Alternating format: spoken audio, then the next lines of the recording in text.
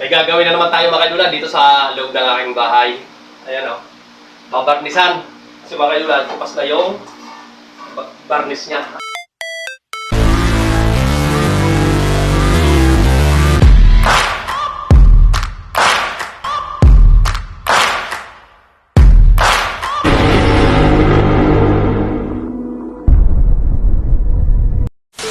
Ayan o. Kapit tayo mga kaidula no.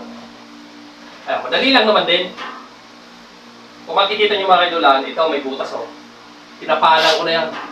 Gawa ng nakaraan, yung gumawa, medyo napalaki yung butas. E ngayon, ano yung pinaka niya? Pinaka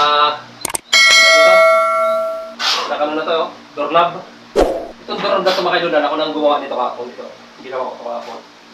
Siyempre, babarnisan natin ito para maganda naman yung ano. Maganda naman yung pintuan ko kasi magtatago na mga kaidula. Saka delikado mga kaidula. Pag hindi inalagaan ito sa barnis mga kaidula, mangyayari nito, kakainin ito ng anay. Ayan o. Madali lang naman mga kaidula maglagay ng barnis niya. No? Gaganon muna ko.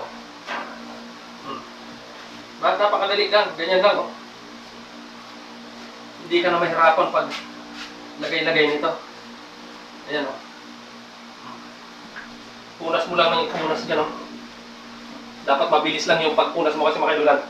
Yung barnis kasi mga kaidulan, mabilis yung matuyo. Mula dito, pag nahangin na siya, tuyo agad.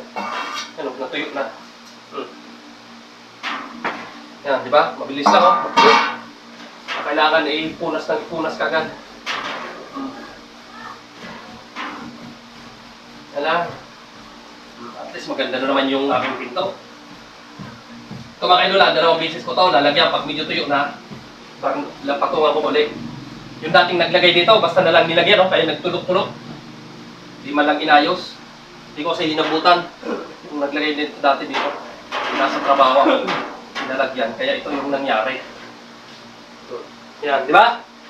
Ayan, technique. Kung kaya nyo naman gawin, kayo nang gagawa. Yan, alam nyo na. Di ba?